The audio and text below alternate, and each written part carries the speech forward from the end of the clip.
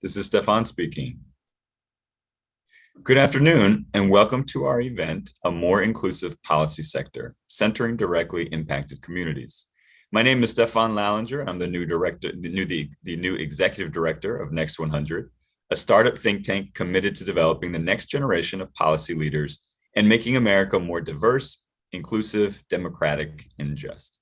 It's only been 4 weeks since I joined Next 100, and already I've been inspired by the brilliance and dedication of our policy entrepreneurs, some of whom you'll meet today.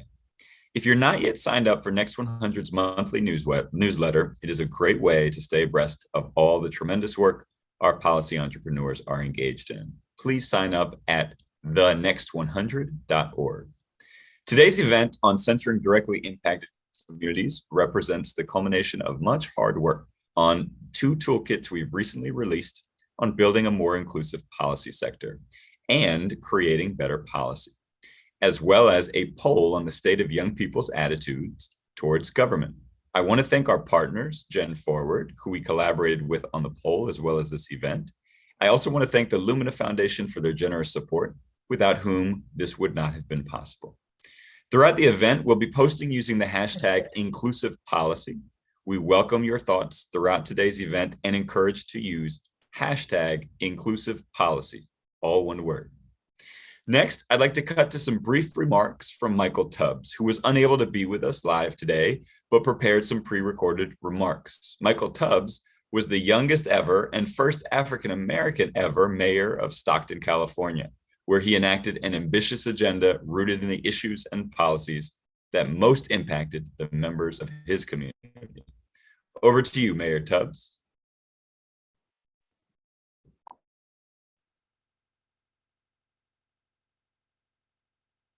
People always say those who are closest to the pain should be closest to the power. Those closest to the problem or the closest to the solution. And I can tell you from 8 years in governing, that is entirely too true. Hello, my name is Michael Tubbs here.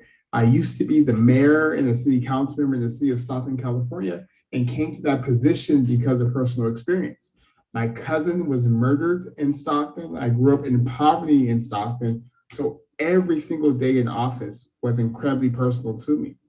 And in doing that work, I recognized that what was different from me than some of my peers was a connection to the issues, that we had to find a solution for homicides, that we had to have a solution for poverty, and that nothing was too radical and nothing was off the table because the status quo was untenable and incredibly radical. And that's where the basic income work came from. That's where the gun violence reduction work came from. That's where the scholarship work came from. That's where the whole governing philosophy came from this understanding that the folks I was governing weren't people to be feared, weren't people to be coddled, weren't people to be parented, but were human beings that were smart, resilient, worthy of it, have inherent and worthy of being treated with dignity, who weren't the problem, who weren't the issue. The issue was with governance, with policies, and with investments. And that's why this conversation and the work at the Next 100 is so important, to bring people to the table who actually went out and picked the foods, who actually went out and delivered the food, who actually have been cooking and caretaking and raising kids for many people in this country since this country's inception. And that's why this work is so incredibly important.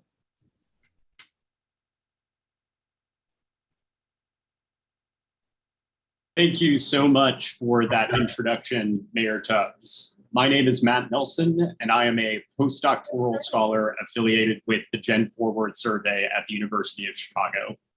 GenForward was founded by Dr. Kathy Cohen, a professor of political science here at the university, as a way of addressing some of the points just raised by Mayor Tubbs. That is, by centering the voices of those who are too often overlooked in American politics and the policy process, we are provided a window into the policy solutions that can improve the lives of those at the margins, revitalizing our democratic systems in the process. The GenForward survey is a first of its kind, a quarterly survey that collects a nationally representative sample of Black, Latinx, Asian, and white millennials and Gen Zers. These unique oversamplings allow us to explore differences in policy preferences and political attitudes across racial and ethnic groups. And the data I will present here today was collected in partnership with Next 100 and seeks to understand the extent to which young people in the United States are trusting of various levels of government. Our first data point on the next slide shows level of trust in 3 separate levels of government: federal, state, and local. As demonstrated by the data for all respondents on my left, less than 1 in 4 young adults report that they either agree or strongly agree that they trust the federal government. And we can see across the board, for every racial and ethnic group, young people in these groups tend to express higher levels of trust in local and state government as opposed to the federal government. So what might explain these high rates of distrust? The next slide provides one possible answer. Less than 1 in 5 young adults feels that the federal government understands the challenges being faced by their communities. Again, like we saw in the previous slide, Black respondents and those who make less than $60,000 per year were the least likely to agree that government understands the challenges being faced by their communities. We see a similar trend emerge on the next slide. We asked whether leaders in federal and local government care about people like them. Again, 1 in 5 agreed or strongly agreed with this statement, and even smaller percentages of Black and socioeconomically disadvantaged respondents reported that they believe that the federal government cares about people like them. The data included on the next slide examines this sense of cynicism. And we ultimately come to the conclusion that this sense of cynicism is rooted in part in historical exclusion. We asked survey participants whether they feel like a full and equal citizen with all the rights and protections that other people have.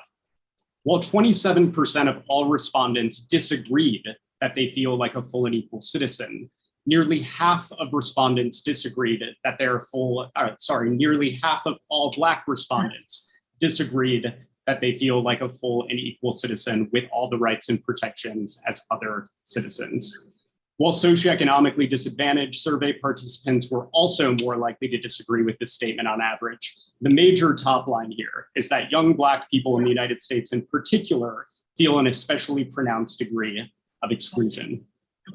That said, the next slide demonstrates that even in spite of the cynicism, around half of young people report feeling very or somewhat politically engaged.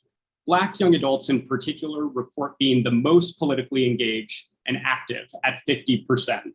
And this finding is reflective of a long-standing trend within the political science research that exists that suggests that Black Americans tend to be the most politically engaged group of Americans, especially when we account for socioeconomic status, even in the face of these high rates of distrust towards government. When thinking about levels of political engagement, we also wanted to gain a sense of how young people were thinking about the most effective means to make political change. And these data are summarized on the next slide. Over 50% of all respondents reported that community service work, that voting in state and local elections, working for nonprofits, and organizing in their community were somewhat or very effective means to make change. What's important to emphasize here is, again, we're seeing that young people across racial and ethnic groups are putting more belief into political engagement at the local level. And again, this kind of is mirrored in that earlier data point where young people are saying that they are most trusting of local government. However, with this in mind, it's important to emphasize that even though young people feel as if there's more to be done at the local level, that they have higher levels of trust in local government, we also know that there are structural barriers in place, such as off-cycle elections, that make participation at the local level particularly difficult. We also considered participation from the perspective of whether respondents felt that local and federal government wanted to hire people like them. And this data is included on the next slide. And what we see is that for Asian and Latinx respondents, they were the most likely to say on average that the federal government wanted to hire people like them.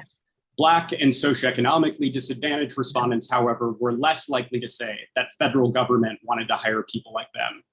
However, when we asked about local government, we saw the opposite trend, with white respondents reporting that they were more likely on average to say that local government wanted to hire people like them, while people of color were less likely to feel that local institutions wanted to hire them. Finally, we wanted to gain a sense of whether proximity contributes to level of trust in federal government, and this is included on the next slide. As a reminder, we found that only 1 in 4 respondents trust the federal government, but we also see evidence that this is shaped in part by who is in power. For example, Asian and white respondents are more likely to report higher levels of trust in government when represented by people from their own community. Taken together, to me, these data suggest a need to think about the multifaceted nature of multiracial democracy. It is the responsibility of government to show that it can be trusted. Thus, it is necessary to explore ways to ensure that racially and ethnically diverse communities are represented both descriptively and within the policy process. Of course, there are multiple ways to interpret these data, and I'm sure today's panel discussion will help shed additional light on the relationship between racial and ethnic identity, trust in government, and political participation. Thank you.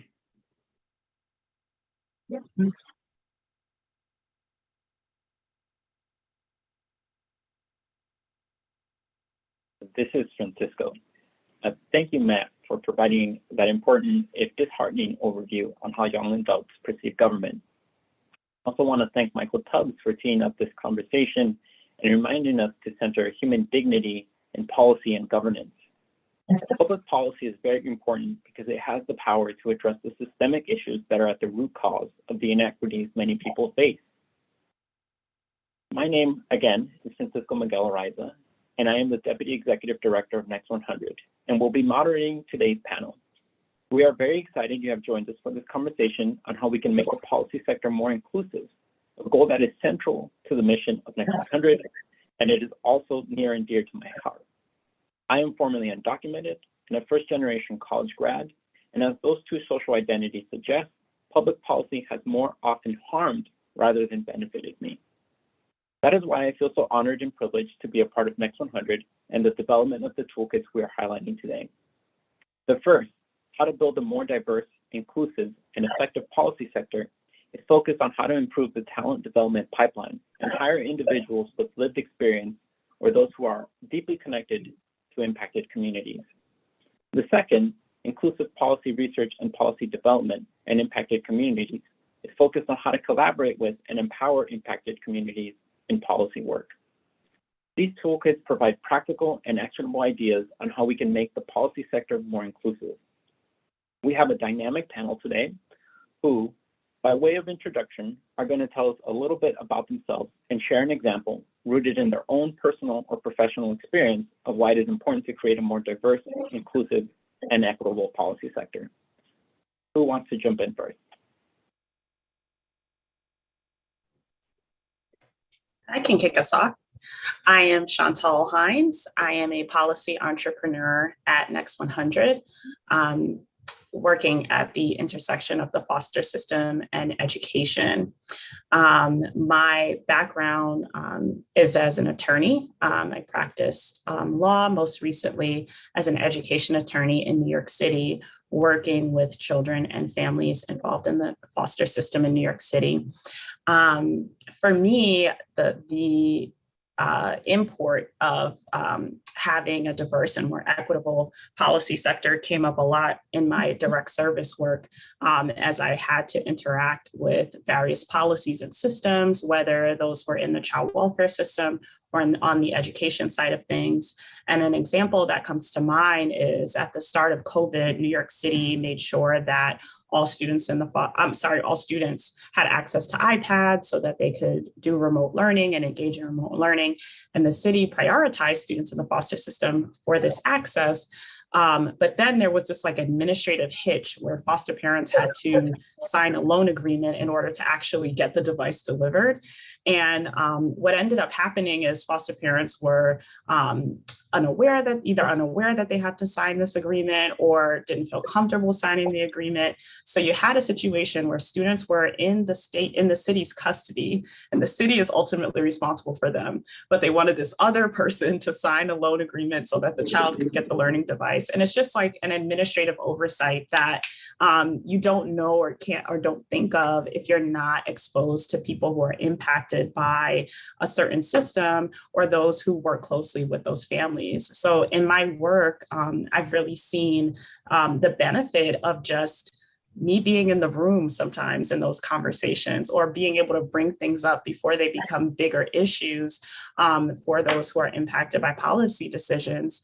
As someone who works alongside those families and students, I can see issues more clearly and more readily because I'm thinking about, okay, how's this going to translate? And I think it's a real disservice to government and policymakers when they don't involve those people at the forefront, when they don't take the time to really invest in creating diverse leadership and diverse and opportunities for diverse people with diverse experiences to be at the table.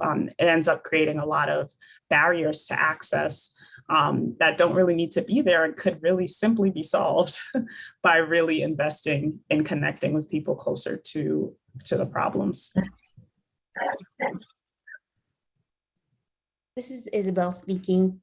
Hische Stango, my name is Isabel Coronado. I'm a tribal citizen of the Muskogee Creek Nation, a current research scholar at NYU Marion Institute, where I coordinate the Family-Based Justice Center, and I'm also a Next 100 policy entrepreneur alumni. Speaking from both my personal and professional experience, we need a more diverse, inclusive, and equitable policy sector, because bringing in all those perspectives of every community included in policy that ultimately shapes the way we live today. So for example, I think it's great we've started including land acknowledgements in a lot of our events or initiatives or speaking engagements where policy is being discussed. But what is it really doing to help Native communities get land back, water rights, mineral rights, oil rights back? We need more diversity in our policy sector to move past these showings of inclusivity into real change that results in bettering our communities. Hi, everybody. My name is Dewey Pham. I'm a consultant at Frontline Solutions, which is a Black-founded and Black-led social impact consulting firm that serves the nonprofit and philanthropic centers.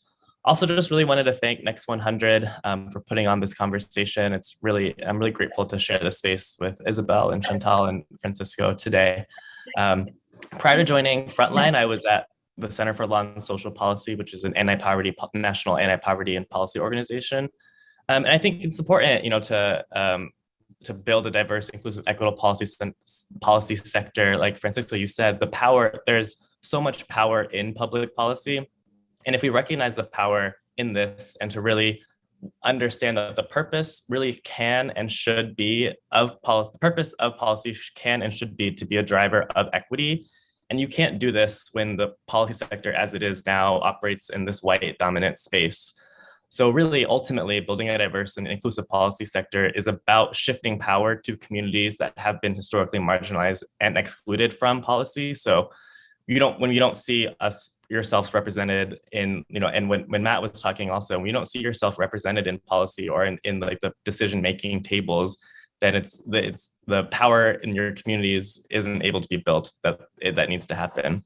So for me personally, I've been in so many policy spaces where I'm both, just the youngest person in the room, but also the only Asian American person in the room. And after so many times of doing that, you really want to be represent your community and represent all that, but you start really doubting yourself and feeling, really a lot of this imposter syndrome. And then I think when you start feeling that, a lot of the issues that your community faces start to feel invisible. So, really about building an equitable policy sector and having a more diverse and inclusive policy sector, it's so we can build power in our communities and so we can reverse a lot of this, the white dominant culture in policy that we see, and really make policy be a driver of equity. Thank you for those thoughts to all three of you. I think, again, like thinking about the importance of bringing down those barriers and really driving equity, not just in a sort of performative way, is very important and central to this work. So I really appreciate your thoughts on that.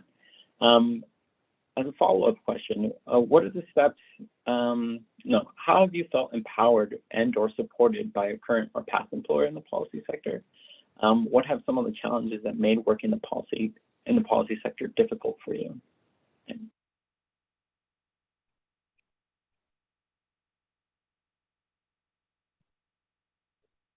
I'm happy to kick this one off this time. So just to share a little bit about Frontline, actually, the firm was founded and, it was built to really provide a home for BIPOC leaders who had been pushed out or locked out of social change spaces. A lot of the times, we hear organizations talking about there's a pipeline problem. We don't really know where to find Black and brown people. We don't know how to find impacted people, when we really know that that wasn't the case. So Frontline is really built to be a home that showcases this talent. Something that's really impactful to me, and speaking with some of my colleagues at Frontline, is the way that we approach racial equity and diversity isn't in terms of inclusion and hiring, but it's really in terms of competency and culture, and recognizing that to create a more inclusive, equitable, and just world, you have to bring strong leadership and a deep commitment to liberation. And that's really kind of the values-based parts that matter. I think, one of the biggest challenges is when you're working in the policy space, you really feel like the opportunity is so large for impact. So anytime you take your foot off the gas, like you're letting so many people down. And so I think it's, hard to kind of build in that support and in a traditional space where, you can separate work and all that in your personal life, especially with the pandemic. I think we were all just going so hard, feeling like, people were dying and, policy was a solution, but it wasn't driving the change that we wanted to see. So I think, one of the best ways that, I've felt supported is just by not having my, feeling like your output isn't tied to your value. It's really honestly something that I'm still trying to unlearn, and I really do still struggle with that. But it's, it's cool to see what you can do when you have that space to really dream and learn. Some of the frontline staff have been, they hold elected office. They've gone on to work in the administration. They've really write New York Times best-selling books. They're university professors and things like that. And, when you can do all that, in addition to kind of have a stable income and job, I think that's, it's really important to have it. I feel empowered that way. This is Isabel speaking. The second follow-up question to that really spoke to me, the challenges that I've had working in this policy space. I didn't come into the policy world with tremendous policy experience when I joined Next to 100. I was in Oklahoma trying to be part of a solution to solve the mass incarceration crisis that was happening at the time and is still happening. And it kept making me angry, the different barriers I was encountering trying to solve this issue, when I realized we needed better policy in Oklahoma. So initially joining Next 100, I gained the tools to be able to create the change I wanted to see. And I felt empowered in various ways with Next 100, one being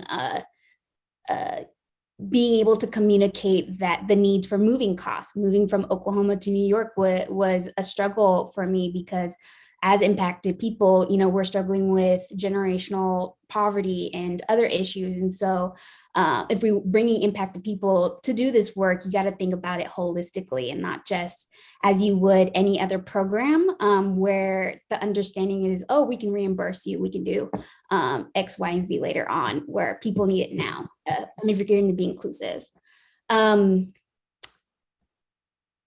But the tools that I gained there led me to work on a national project. What I'm doing now, implementing diversion programs for parents to stay with their children, and that program's happening across the country. But getting there had its challenges, like understanding the policy lingo that so many policymakers and advocates use in this space, and understanding those definitions and how they're used, because they're not meant to speak to the community at large. It's this policy sector is so small, secluded, that there is this understood language spoken within it, but that language isn't transferable to when you're speaking with communities. And so I think that that was a challenge that I had to overcome and not succumb to that, because I think as coming into this work as an impacted person, not changing my values around how I want to speak with my community, and just kind of transform into this system. But also I would say, having worked with government and as an advocate, the language that's used still, that's programmed, people using offender, or instead of parents that are incarcerated, offenders coming out, or parolees, or not people on parole. So a lot of that language, again, too, was kind of harsh to hear, working within the criminal justice space, particularly, and having to even have those kind of uncomfortable conversations with really high up administrators, to take a second look at the language that they're using day to day, because that's just keeping us in the same system, in the same frame of thinking, when we're using those kinds of words to describe people in these situations. But hey, these are challenges that are happening, but as we continue talking about them, and we continue bringing diverse people into the space, the less and less these challenges will occur.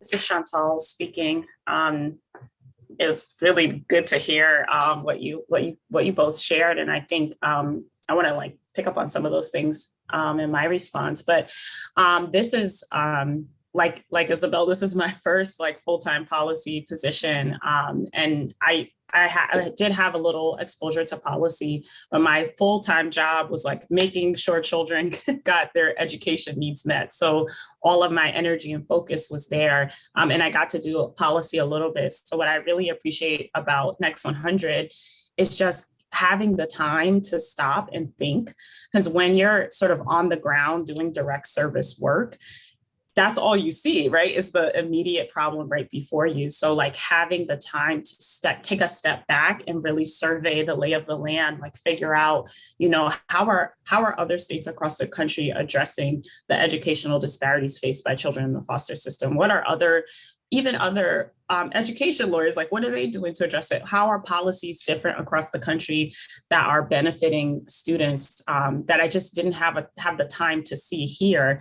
And then how can we just create more policies to help people work smarter, not harder, and really reform and transform the system? So to your point, Dewey, about the time and space, I think that is crucial, and being at a place that values me as an individual, values the fact that I do have bills and I do need to pay rent, but that my thought leadership is important, that that what I bring to the table matters, as a person who has worked closely with these families, as a person who's from the city, as a person who has really work closly with families dealing with this, has been really beneficial. So I really appreciate that about Next 100. And I think the other thing that helps me really feel empowered and supported, to Isabel, to your point about language, is just the front loading of training that we had here at Next 100, to really help me really understand the sector. And,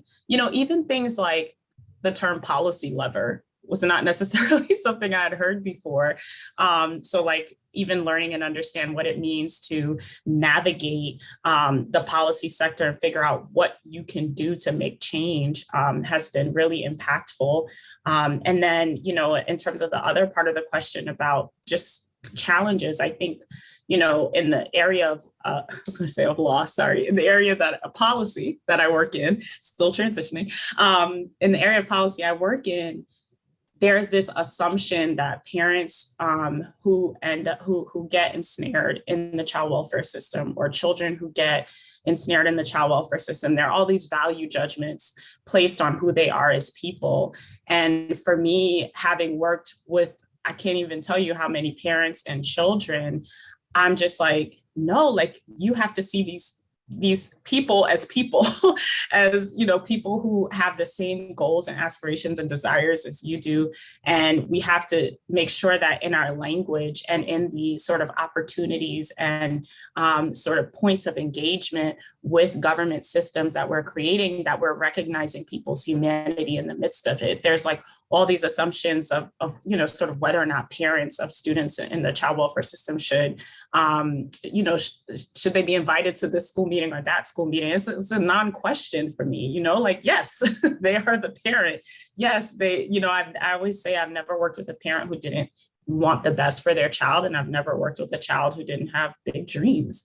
So like helping people to see the humanity in the people who they're working with and whom policies affect, I think has been a challenge, just because there's all these assumptions wrapped up in biases wrapped up in it. So like there's this constant like pushing back against that in conversations and in your language, especially with people who have been in the sector for a long time, because it's easy to become kind of jaded, I think, about just the people you're working with and the issues you're working on. So it's like keeping that energy up to constantly confront that is something that can be challenging.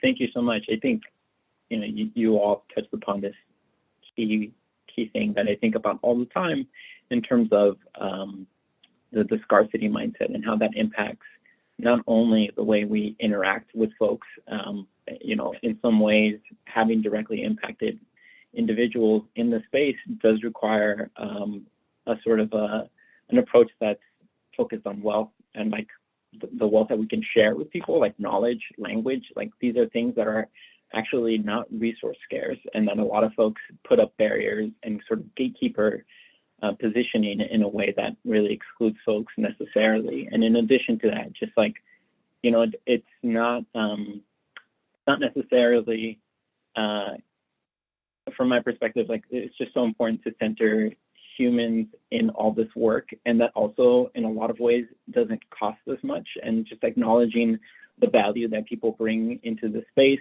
whether again we're working as direct service providers or within the policy. I think that's just so important.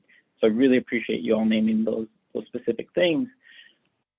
Curious, and I feel like we hit on this a little bit, but just to maybe solidify this a little bit more, what are the concrete consequences of the historical and ongoing exclusion of directly impacted communities from policy? So this is something, again, that you've all touched upon, but would want to hear just a little bit more. This is Isabel speaking.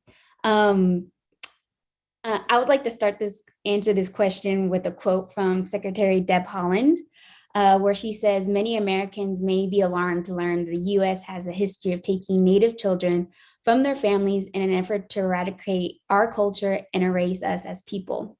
As I sit as my position, a descendant of such efforts, with the help of the Biden-Harris administration, we have an important responsibility to bring this trauma to light." And for those who don't know who Secretary Deb Haaland is, she's the 54th Secretary of Department of the Interior, which is also known as the department that deals with rocks, parks, and Indians. And the Interior just has for a long time a history of implementing policies since its creation that has taken land away, has forced assimilation, and just plain racist policies. But to now not only have a Native person at the table, but sits at the head of the table, has made a tremendous difference in the policies and priorities of the Interior. For the first time ever, they came out with a report identifying the impacts of boarding schools. They created a missing and murder Indigenous women's task force, and they continue to consult with tribal nations around parks and other such things. And this is a great example of what good policy looks like when including impacted communities. And although this is an example of good, the ongoing, there's still other ongoing challenges. But I think that, to me, just speaks volumes of how historically policies can impact you for generations. Just because you implement a policy right now doesn't mean it's not going to impact the next 7 generations that a lot of us should be thinking about more.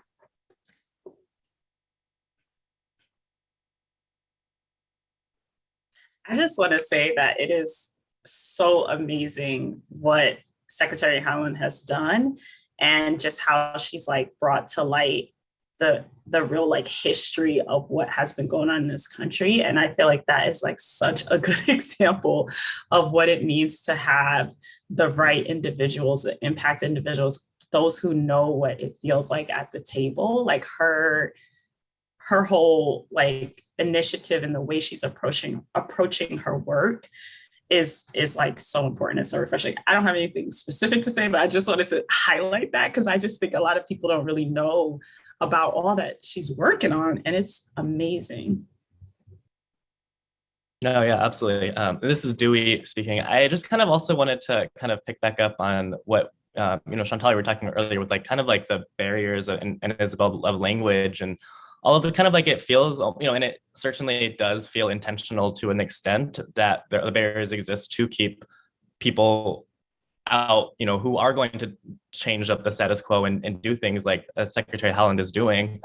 I think, I guess that we said earlier too, like this is about shifting power and building power in historically marginalized communities. And when you know that that's like the goal, I think a lot of people are reluctant to give that up, and certainly that's the case that we see in politics and policy right now, and why the barriers exist. And even, I think, it's incredible what Secretary Howland is doing, but a lot of the times too, we see so many times where, diversity is a goal, and, they hire people, like administrations appoint diverse folks into their, cabinets and advisors and whatnot, but you don't really see the impact that, we know that they could be having because of the barriers that those people are also facing in their positions. So I think, it takes a lot of internal reflection from organizations, from policymakers and their offices and things like that, for them to understand like how they adhere to this white dominant culture and how they've erected these barriers that keep people who are directly impacted, who keep Black and brown people out of the policy conversations, and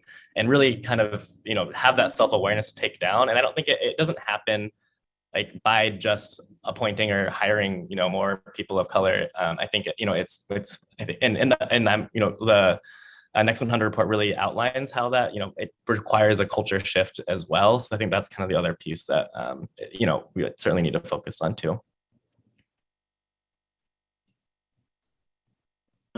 Fantastic. Thank you so much for that. I think that leads us to the next question really is, what are the steps that you or your organizations are taking to make the policy sector more inclusive and equitable?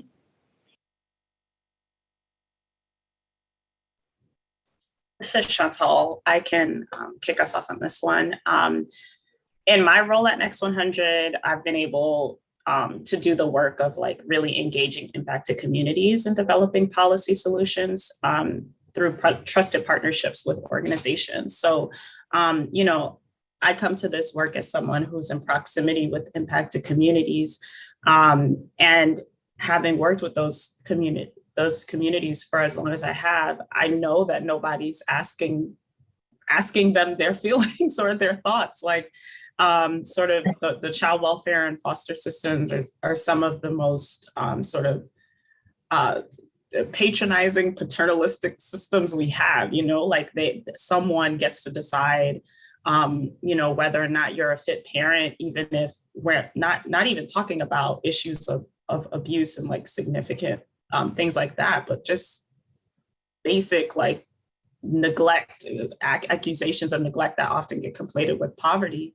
Like there's this like sort of decentering and removal and stripping of power that a lot of people feel. So no one even, or not even feel, experience, no one even thinks to ask them, what they feel or what they're experiencing. So, having seen that and knowing that is the sort of atmosphere and how policy is being made, it was important to me to be at a place that allowed me to like have those conversations and be in communication with impacted individuals to really let their voices dictate and navigate what we should be changing, what we should be improving, and to help people feel empowered. Like so much of my work as an education attorney was helping parents to know their rights and what the system was required to do for them and what they were entitled to. So like empowering people is like my favorite thing in the world. And what better way to like empower someone than to say, go to them and say like, hey, you know, there's this issue that I know that you're dealing with, or a lot of people in your situation are dealing with. What are your solutions for it? And I had an opportunity to do that by going to Buffalo and doing a focus group with some people who were formerly in the foster system, and got to just talk to them about like, what was your school experience like? What did you wish you had that you didn't have? And that was the most like empowering and enlightening conversation, one, that people were so honest and open to share. That felt like a real gift. And the fact that people have solutions and suggestions if we ask. You know, they have ideas, they have things to bring to the table. So for me, that's like steps I'm taking in my work. I'll continue to do that as I develop policy solutions. And Next 100 supports that and encourages that. And I think it's so important. One of the things that I learned when I first came to Next 100, which was kind of funny to me, was that like, oh wait, so like most policy gets made in a vacuum? Like kind of, you know what I mean? Like most policy happens where they're not talking to anyone who has to deal with it. And that's just like such a strange concept to me. And so like being at a place where it really centers that idea and like knocks that off the pedestal and elevates the idea of like impacted people coming to the table, people in proximity to communities coming to the table, making sure that that's embedded in everything that you do is so important. And I hope that is where the sector continues to move as it moves forward.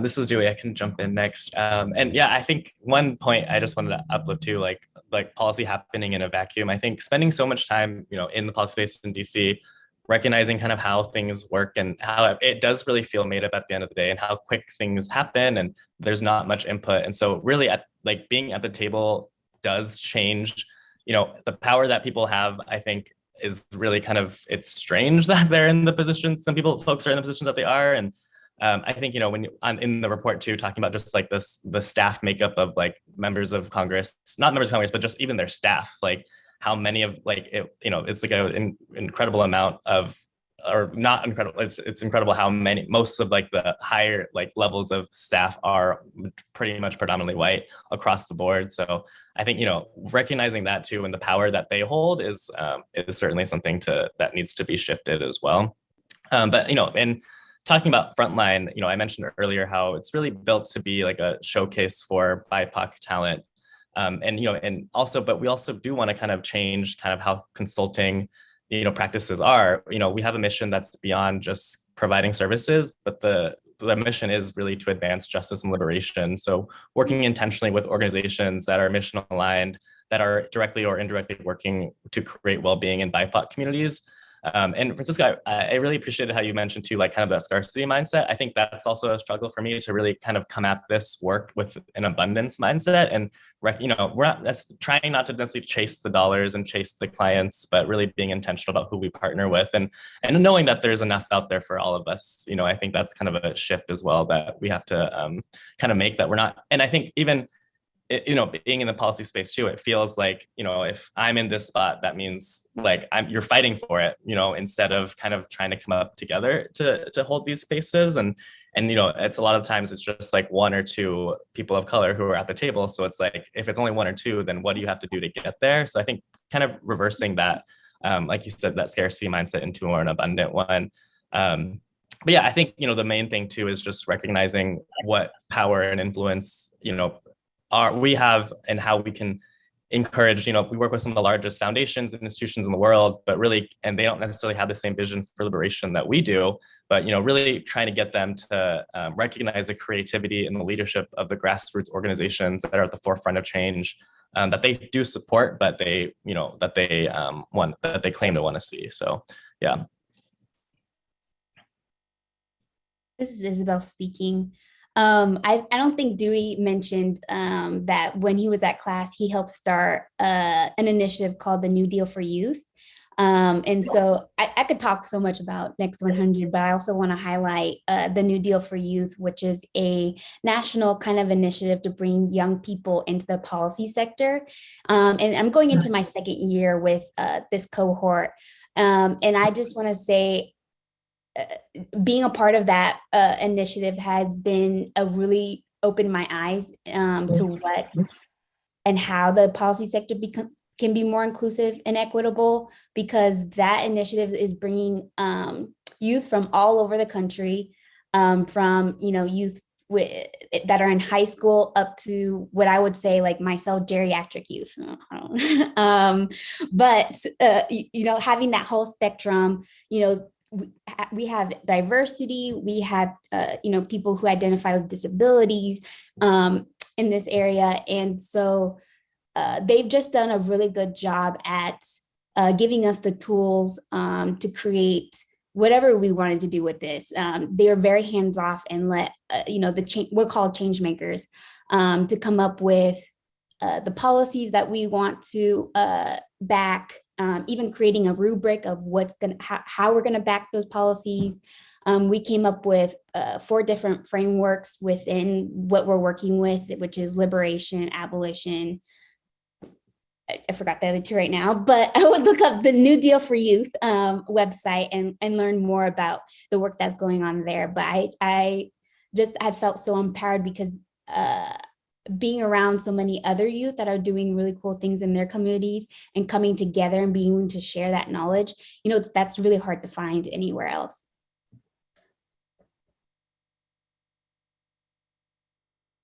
Thank you so much. Again, this is Francisco. So I think that there's just to put a cherry on all of what you said, this focus on the abundance and sharing the knowledge and power, again, which I think does in some ways, when we think about this work, it does come at a cost. I feel like one of the things that we're not acknowledging is what that exclusion is also costing us. And so like, there's just so much in terms of the bad policy that's created. But in addition to that, we're seeing that, I think in the data that Dr. Matt Nelson brought in earlier, that's undermining the trust both in government and more broadly in institutions. And so just wondering, if before we step away to like audience questions, if there's any other thoughts that you would want to bring in terms of how you see the importance and the cost that we probably don't really acknowledge from that exclusion. This is Isabel speaking. This report comes at a really important time. Working with the current administration, they're much more open working with impacted communities. And lately, I've been working very closely with the Office of Juvenile Justice and Delinquency Prevention Office. And their new administrator, Liz Ryan, has a really, really deep background as an advocate, and he's really well respected in the juvenile justice space. And so immediately she started taking on listening sessions from impacted youth who'd been involved in the juvenile justice system. And we had a meeting with one of her administrators last week, and they asked us, what are the best practices to include impacted communities in the programming that we're doing? And right away slid this report or shared this link to the report and say, hey, all the work is right here, but of course we can continue having this conversation. And something that really stood out to me in the report, and what I've seen hasn't happened and should continue to happen, is just that continual working with impacted communities along the continuum, and not necessarily working with them in the beginning when you're first starting out a project or initiative, or at the end to kind of show them what you did. But honestly, having that co-working relationship with the community where it's from the initial plans all the way up into implementation. And just continually, with one of the frameworks in the report, that's how you build trust, is getting their input across the continuum and not just at certain points in time. Yeah, this is Dewey. I just, kind of on the cost of the exclusion, wanted to just, bring in, I think, we're seeing it happen in the US now with all of these, a lot of, frankly, like really racist laws that are, or, decisions that are being made. And I think by essentially what's a minority in this country, I think, and for young people too, there's that disengagement that we see. And, I think, young people are often blamed, I think, for their disengagement from policy. But when you don't start feeling that policy is working for you, then there's no reason to stay engaged in it. And I think that's kind of, it's not to put I think a lot of times the onus is on communities of color and, young people to save democracy or save, get us out of this hole that we're in. But, and then, kind of what happens, largest voter youth turnout ever in this last election. But like, what policies have we seen that have actually directly impacted young people? And it hasn't really honestly been many, like things that would make a huge difference, like canceling student debt, things, and that could, that Biden, could happen with a stroke of a pen, but like these things haven't happened. So then what really kind of, what's the, who's like, where is like the accountability, I think, that has to be built in. And I think you can build that accountability by having a more inclusive and diverse, administration sector. But, that's also just not enough too. So it takes more than that. This is Chantal speaking. I would just, to your question, Francisco, I would just add not having the diverse voices and impacted people at the table, just perpetuates the challenges and issues that we have in society, and they never get addressed, right? Because you don't ever have the people who are suffering the most. You never hear their voice. So there's this, people just go on as status quo. And there's this recent article in NBC about students and students who are currently in the foster system and those who have aged out, talking about how they failed to get the state failed to appropriately educate them and give them credits when they were in residential settings. And it was the first time I've ever seen an article like this talking directly to the students about their experiences. None of this is new. None of what they're saying just developed overnight. But if someone would have spoken to whoever, they were years ago, we could have addressed this issue. And one thing that one of the students said that I thought was so profound, they said, they take us away from our parents for things they're not doing, they being the government, but then y'all not doing the things you're supposed to do, he said of state officials. Who's going to take us from you? And it's just like, if that is such a powerful and profound statement of the fact that government is up here making all these decisions, puppeteering all these things, but not at all engaged with the people who have to deal with it. And then how does that thing get addressed? How does the issue get resolved? Like within that statement is also sort of an acknowledgement of powerlessness. Who is going to take us away from you?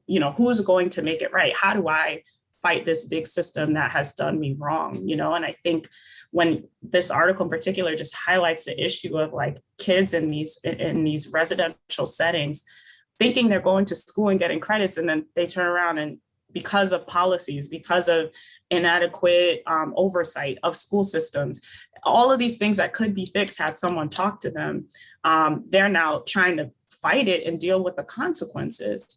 So just the idea that you're not involving people and sort of what that brings forth is just like a perpetuation of like almost like creating or perpetuating this like underclass of people who don't get a voice, who don't get to actually achieve the things they want to because they're never heard and their voices are never elevated. This is Isabel, and I want to add to this conversation too about exclusion. And although the GenForward survey isn't able to include American Indian and Alaska Native people, which we've had that conversation, so hopefully in the future GenForward can include that. But there was another survey that did focus on just how American Indians see their trust in, especially federal government, because that's where a lot of Native people's lives are at the intersect of is the federal government, and it's very low. And if we was on that report, it would be reported very low of the trust in government.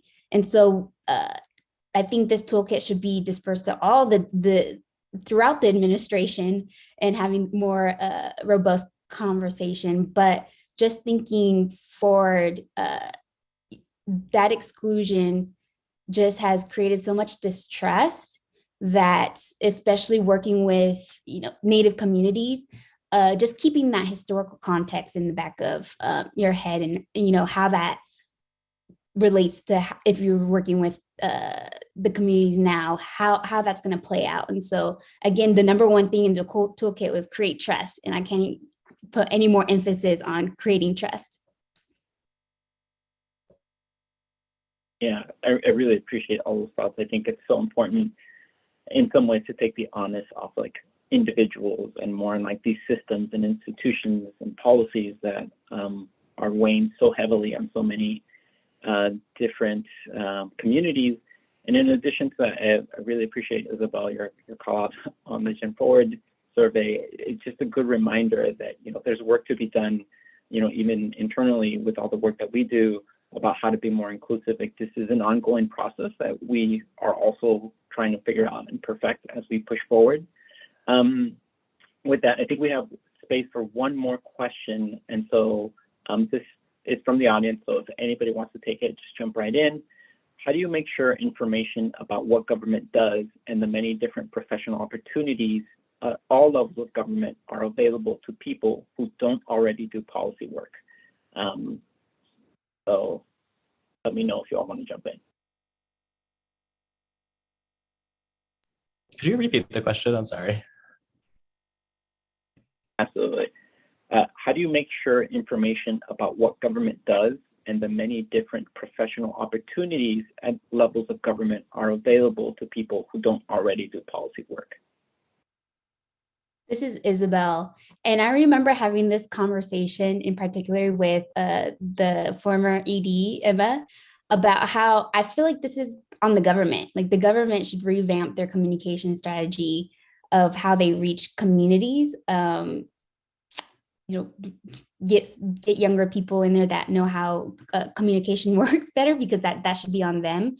But also that whole framing around language and how we talk to impacted communities, and not using these jargon policy words when we're conveying the resources that are there, and just giving pure facts.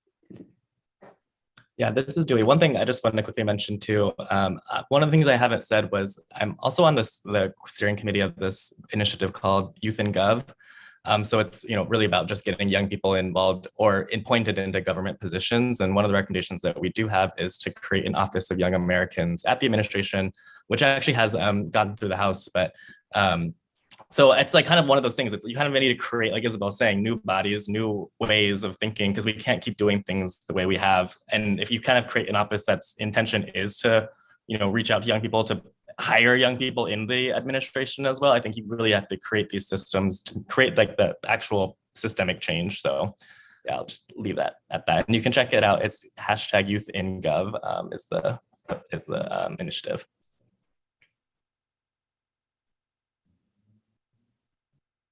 Thank you so much. So that actually brings us up close to the end of this conversation. So we hope this event has ignited and fueled folks' passion to create a more inclusive policy sector, and provided you with some practical, actionable ideas on how to get started on that journey. The historical and systemic exclusion of communities occurs in many facets of our society, but nowhere is that exclusion of directly impacted communities more indefensible than in our democracy and policymaking process, for all the reasons we've talked about. These are the precise forums where decisions are made about how to prioritize, develop, and implement the solutions to our collective problems. We really encourage you to visit our website and reach out to the Next 100 team, whether that be via email or social media, to learn more about the toolkits we've been talking about today. On behalf of Next 100, I want to thank you all very much for attending our event, and extend a special thank you to our panelists and everyone behind the scenes who helped with the event at Next 100, GenForward, and the Century Foundation. And a big thank you to the Lumina Foundation for all the support that helped make this work and event a reality. As a reminder, a recording of this event will be made available on the next100.org, and we hope you all have the great rest of your day.